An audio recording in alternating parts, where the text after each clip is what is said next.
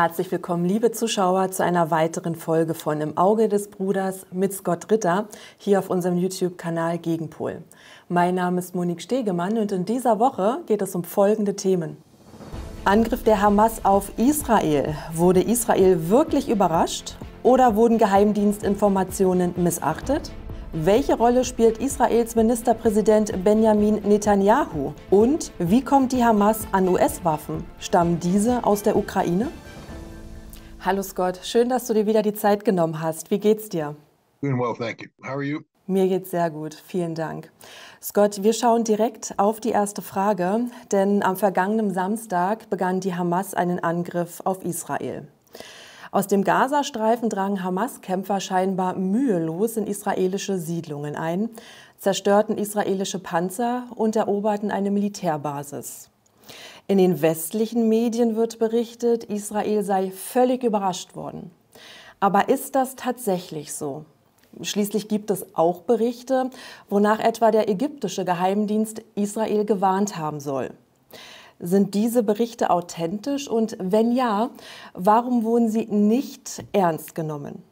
Welche Rolle spielt dabei der israelische Ministerpräsident Benjamin Netanjahu?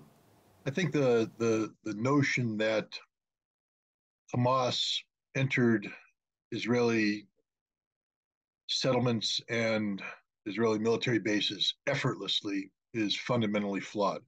There was a tremendous amount of effort behind the Hamas actions. These were the actions of a well-trained organization, which had clearly practiced their tactics beforehand. They knew what they were doing. They neutralized Israeli defenses, Israeli communications. They rapidly advanced on Israeli positions, overwhelming the Israeli military with firepower and maneuver. That's a lot of effort involved. So right off the bat, to say that this was effortless is very demeaning to the professionalism of the Hamas insurgents. Now, nothing I just said condones any brutality or murder or atrocities committed by Hamas against Israeli civilians. There is no excuse at all at any time for anyone to commit atrocities against civilians. And it's clear that Hamas has done this. They should be condemned for this wholeheartedly. But that doesn't take away from the fact that from a military perspective, in their military on military engagements, Hamas dominated the Israeli military in the initial phases of this operation. I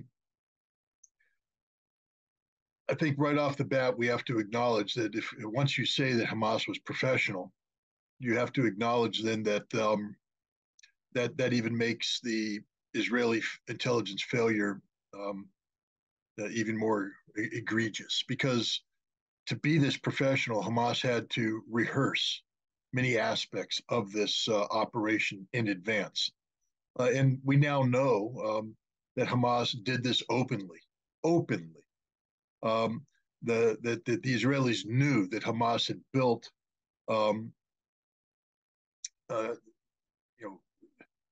simulated Israeli positions inside Gaza where they rehearsed the assault. The Israelis know that Hamas practiced the paraglide operations, rehearsed them. Nothing about the Hamas tactics should have taken Israel by surprise because Israel was collecting information about this, and it was known to the Israelis. The Egyptians did provide advance notice, if not of the specifics of the attack, at least the general nature that something was about to come. And the Egyptian warning should have elevated the Israeli readiness to be more alert, to have more troops ready for instantaneous reaction, to make sure that guards were doubled or tripled. But none of this happened. And you have to ask yourself, why?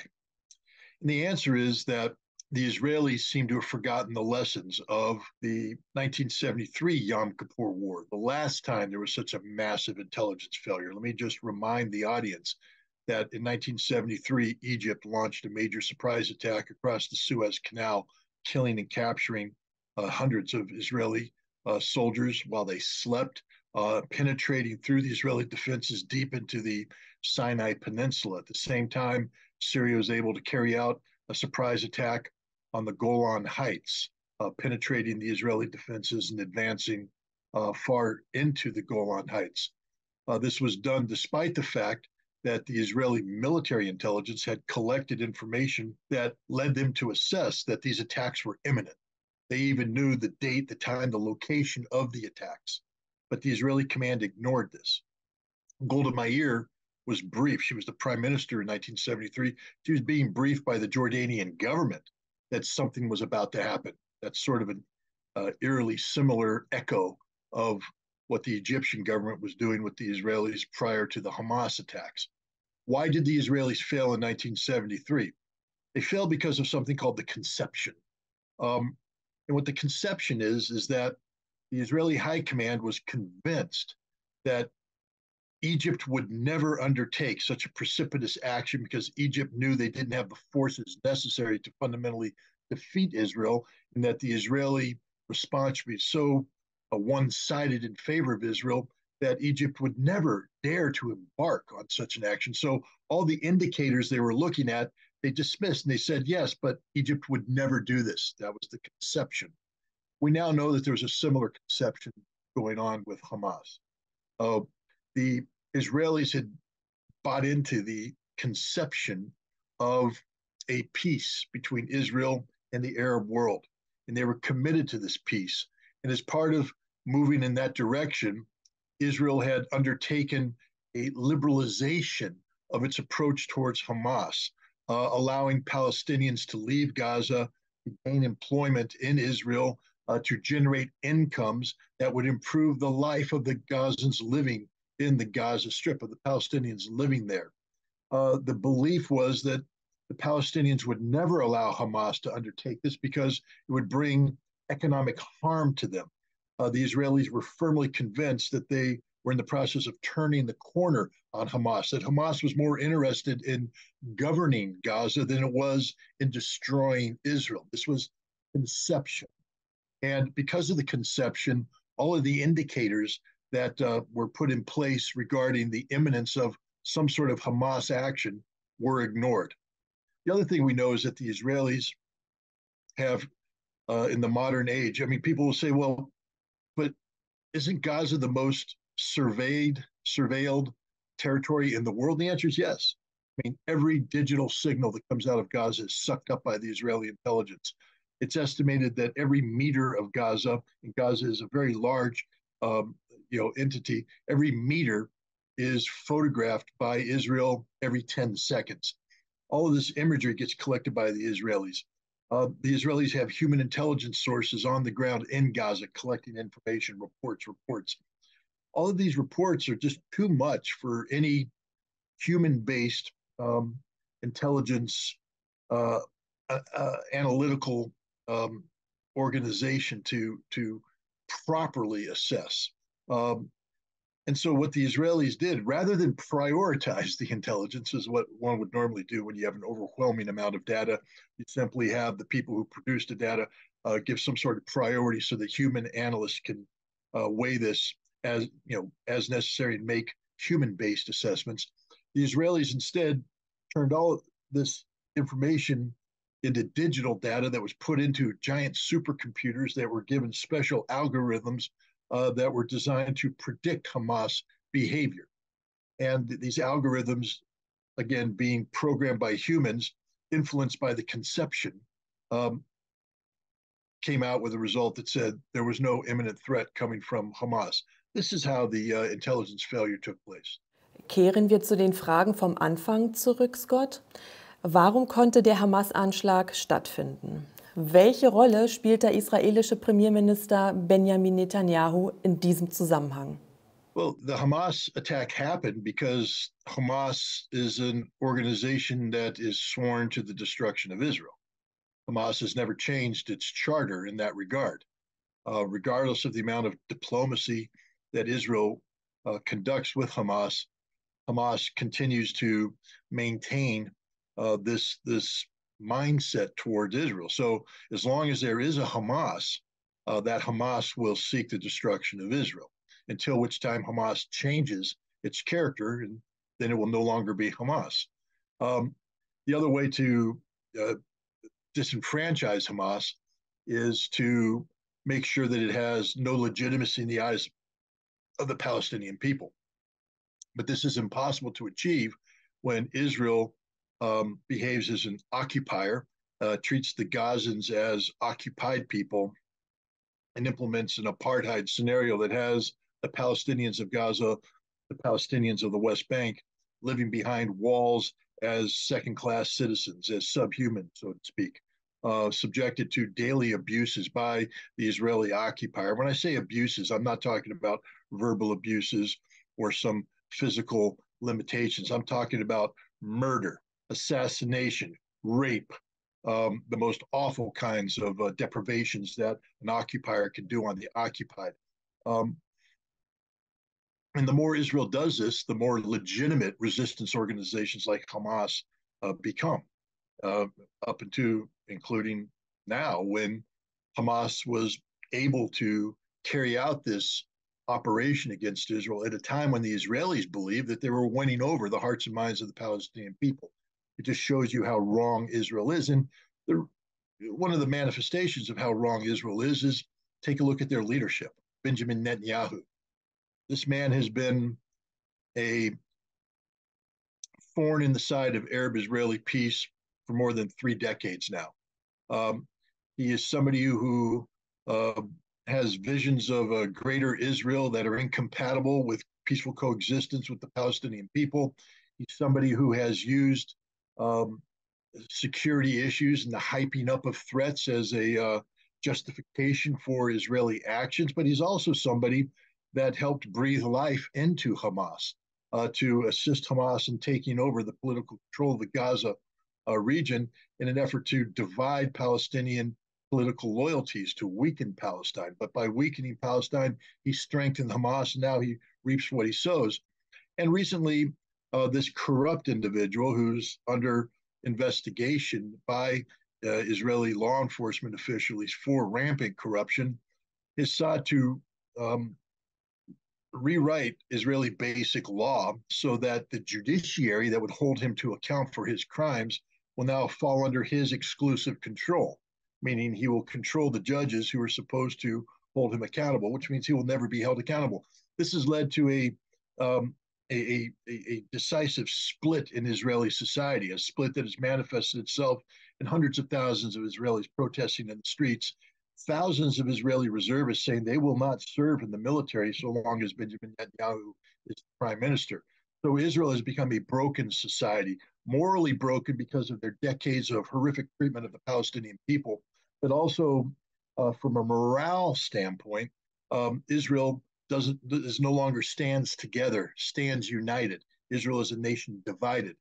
Even if in the short term, because of the horrific reality of what Hamas did to Israel in this attack, there might be momentary unity. It's simply a Band-Aid. Sooner or later, that Band-Aid will come off, and the wound that is Israel's domestic political reality will be exposed yet again. Israel is a fundamentally broken nation, and the person to blame for that is Benjamin Netanyahu. Mittlerweile hat das israelische Militär die in Israel eingedrungenen Hamas-Kämpfer eliminiert und den Durchbruch aus Gaza wieder versiegelt. Im Vorfeld des Angriffes hatten die Hamas selbstgebaute Luftabwehrwaffen und Drohnen präsentiert. Dennoch ist die israelische Armee ihnen bei weitem überlegen. Welchen strategischen Plan verfolgten die Hamas bei ihrem Angriff? Was wollten sie erreichen? Wie stark ist die Hamas militärisch und haben sie überhaupt eine Siegchance gegen die israelische Armee? First of all, I would say you need to take with a grain of salt anything the Israeli army says about its accomplishments. Look, there's a lot of them there. Clearly, they're going to eventually reestablish a semblance of control over the Gaza frontier. But even after the Israelis announced that they had retained control, they had to backtrack that announcement and say, well, no, there are some settlements where we haven't regained control, where Hamas is still there. Hamas just yesterday launched a new sortie out of Gaza into southern Lebanon, which shows that they continue to possess the ability to seize the initiative in this fight. Let's remember too that Hamas started this fight. It wasn't a reaction by Hamas; it was a proactive measure by Hamas, which means, and again, we have to take it. We have to respect what they did from a professional standpoint, meaning that they were so well prepared. They came in with specific tools for the job, using drones to take out communication towers, and knowing exactly where to go to kill people, to capture people, etc. Well rehearsed, well planned. The idea of Hamas was to get Israel to commit 300,000 troops to Gaza, and then to lure these troops into Gaza, to create the conditions where Israel would overreact and use its overwhelming air force to slaughter civilians, to destroy neighborhoods, which is happening right now. Whatever international support Israel may have had because of the atrocious behavior of Hamas regarding Israeli civilians is rapidly dissipating as the world wakes up not to images of slain Israeli civilians, but slaughtered Palestinian children. What Israel is doing right now in Gaza is a war crime of a horrific scale. And they will lose the support of the international community sooner rather than later. And this was one of Hamas's objectives. Hamas wins this conflict by not allowing themselves to be defeated. They win this conflict by surviving. Hamas is prepared to, by some estimates, survive underground for up to 80 days. They have thought this through. If Israel moves into Gaza, they will be slaughtered by Hamas forces who will pop up behind them, kill their tanks, disappear into the rubble, pop up again, kill soldiers, disappear into the rubble. The Israelis aren't prepared for urban conflict of this scope and scale. Remember, in 2006, Israel failed to take Lebanese villages because pretty much they aren't very good in urban conflict. We're not talking about a village now, we're talking about massive sprawling urban areas. And one of the lessons the Germans learned in Stalingrad is once you bomb a city into rubble, you only make it easier for the defender to hold you off. The Allies learned this in Monte Cassino, a battle in Italy, where we bombed the German abbey and the surrounding villages into absolute rubble. But all the Germans did is dig in, making it virtually impossible for us to take these positions. And once we did, we suffered horrific casualties doing so. Israel is a nation that is casualty averse. And no matter how much there's this rhetoric of Israel's going to win, Israel's going to do this, when the body bags start coming home in the hundreds and thousands, the Israelis will rapidly lose their bloodlust and start realizing that there needs to be a negotiated settlement. And the moment they allow there to be a negotiated settlement, Hamas wins. Vom Westen wird behauptet, der Iran stecke hinter der Aufrüstung der Hamas. Die Bild-Zeitung spricht gar von einer Achse des Bösen, hinter der als maßgeblicher Drahtzieher der russische Präsident Wladimir Putin steckt. Auch das US-Magazin Politico spricht von einem Geschenk der Hamas an Putin. Der Iran hat derartige Anspielungen als westliche Propaganda betitelt. Russland sieht vielmehr eine maßgebliche Rolle der USA in der Beförderung des Konflikts. Was sagst du dazu? Haben Russland oder der Iran die Hamas aufgerüstet? Let me just start off by saying that anybody who says that Russia was behind this or Russia had a role in this is only showing how intellectually deficient they are. Bild should be ashamed of itself. The editors should resign, and anybody involved in the writing of such nonsense should never be given the opportunity to express their opinion in writing again. That's how stupid this is. So let's just stop that nonsense right now. There's no evidence to back this up. In fact, all the evidence points to the exact opposite. Russia is a neutral party to this conflict, and it's the only party that has the legitimacy, because of its neutrality, to step in as a mediator to the end of this conflict, which has always been Russia's diplomatic goal. About Iran, look, Iran has always said that there is an axis of resistance. I like how people call it an axis of evil. It's resistance against evil. And if you call it an axis of evil, that means that you are self-defining yourself as evil. It's an axis of resistance. Iran is part of it. And historically, Iran has provided weaponry to Hamas, to Hezbollah, to facilitate their ability to defend themselves. And there's no doubt in my mind that much of the munitions in possession of Hamas today were sourced either by Iran directly or indirectly using Iranian funds. That's just the way it is. Iran apparently had no knowledge of this operation beforehand. Had they had knowledge of this, then this operation probably would have been interdicted, because that would have been an interesting piece of intelligence. And the idea that Hamas can communicate with Iran on something of this magnitude without some intelligence service noting that is ludicrous. Hamas was radio silent with Iran, with Hezbollah. Hamas did this on their own. Iran has been taken by surprise. So has Hezbollah. So that there goes that theory too. Iran is a nation that is currently in the process of redefining its role in the world. Sanctions now are starting to be proven ineffective. Iran has had rapprochement with Saudi Arabia. It's now part of BRICS, is part of the Shanghai Cooperation Organization, and its future is dictated by the growth of Iran economically and politically from a geopolitical standpoint. But that political power comes from its new economic strength. The last thing Iran would do is throw this away by getting involved in a conflict in the Middle East against Israel that didn't need to happen. Hamas was in a bind, again, what the Israelis were saying about Hamas wanting to govern as opposed to wanting to fight. While it was inaccurate, it did reflect a reality that the Palestinian people wanted to be governed, and that the Palestinian people were putting pressure on Hamas to start to function as a governing agency, not as a resistance agency. So Hamas was desperate, and they felt a desperate need to embark on something that would reestablish their street credibility as a resistance organization. And that's what we have here. And because of the overreaction of Israel and the West, the Palestinian people are once again going to view Hamas as not just a resistance organization, but a legitimate resistance organization. And because Hamas is going to win this fight by surviving, Iran and Hezbollah will, strengthen the ties of between them as part of this resistance, this axis of resistance. But this wasn't a conflict that Hamas knew from the start would expand.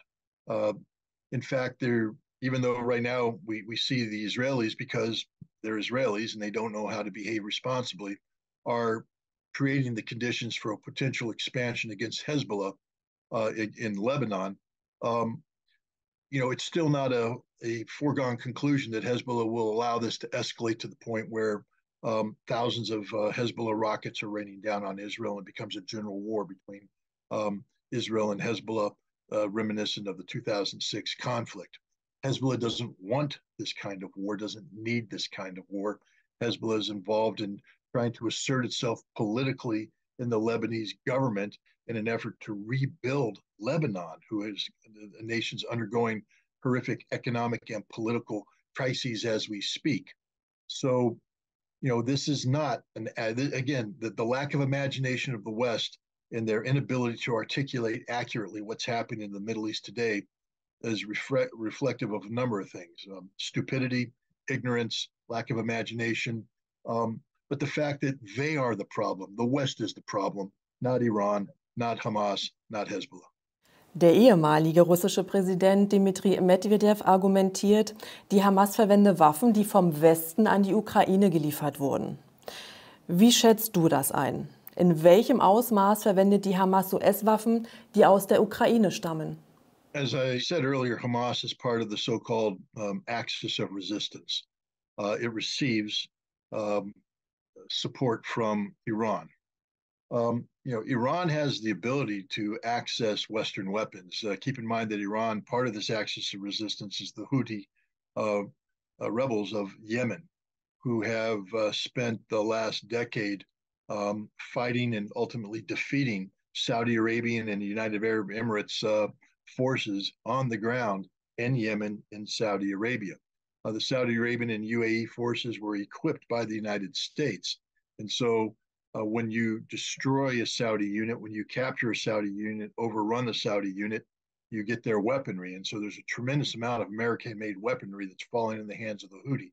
The Houthi can use these weapons themselves or turn them over to their Iranian,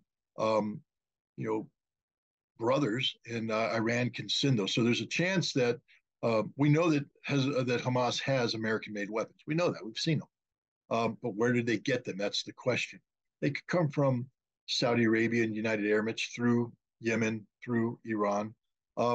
They could come from the collapse of the Taliban. I mean, the United States left billions of dollars worth of weaponry, including crates and crates of M4 rifles, M16 rifles, 5.56 millimeter ammunition, pistols, 9 millimeter ammunition.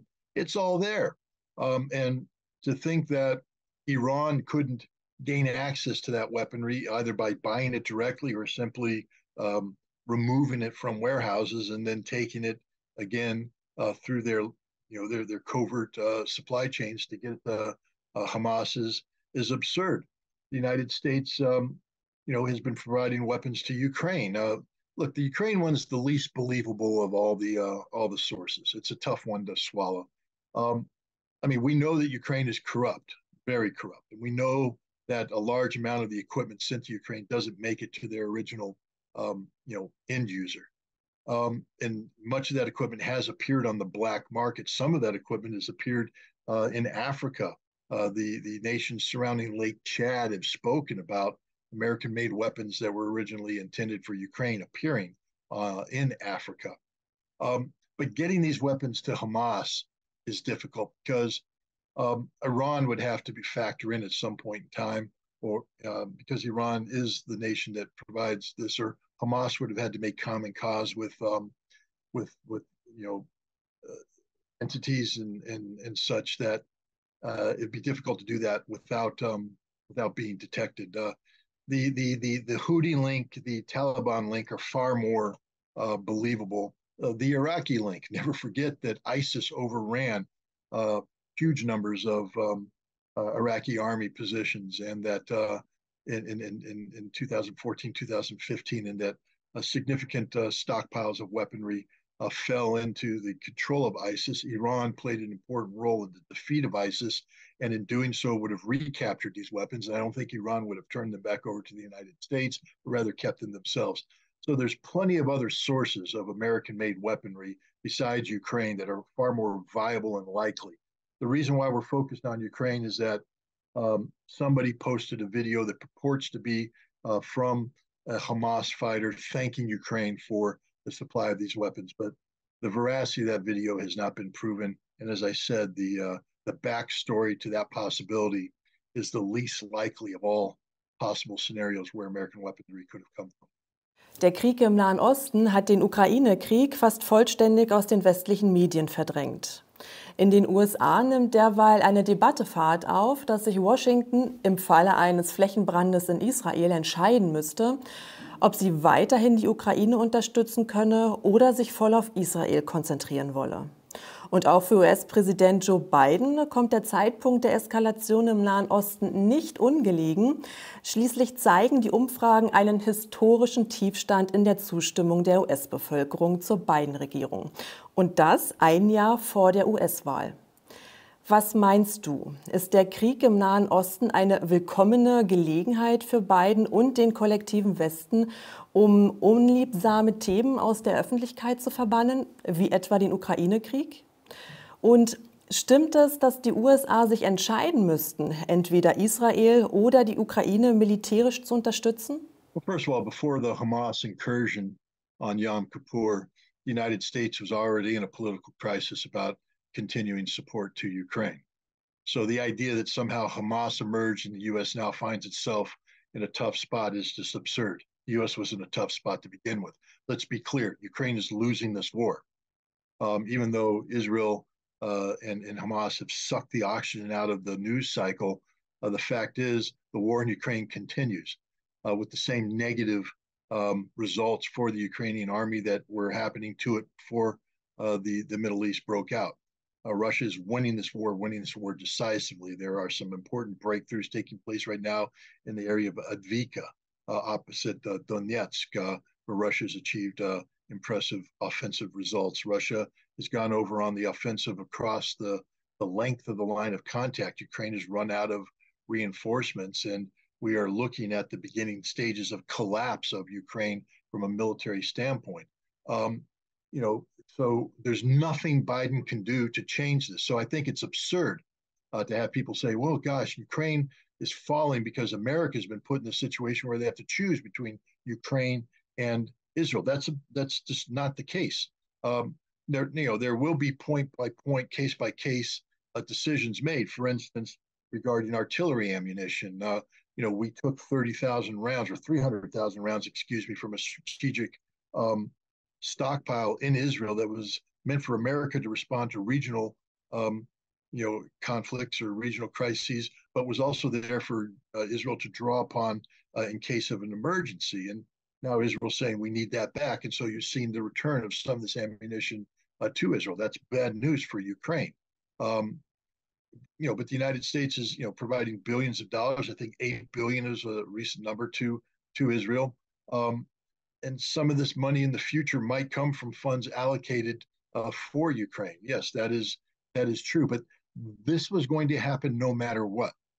Ukraine has lost this war. The West is tired of sustaining this conflict. It can't be done indefinitely. And so a lot of what's happening would have happened anyways, even if the Middle East hadn't broken up. Vielen Dank, Scott, wie immer, für deine aufschlussreichen Analysen. Wir freuen uns schon auf nächste Woche. Dankeschön. Okay, thanks a lot. Tschüss. Bye-bye. Meine lieben Zuschauer, auch an euch, herzlichen Dank fürs Zusehen. Wenn euch die Sendung gefallen hat, dann abonniert doch bitte unseren Kanal Gegenpol, teilt das Video breit in den sozialen Medien und folgt uns auch auf den anderen Plattformen Odyssey und X, ehemals Twitter. Und vor allem, wenn ihr mal Fragen habt, die wir unbedingt an Scott Ritter stellen sollen, dann schreibt sie uns doch in die Kommentare. Ich freue mich auf euch, eure Monique.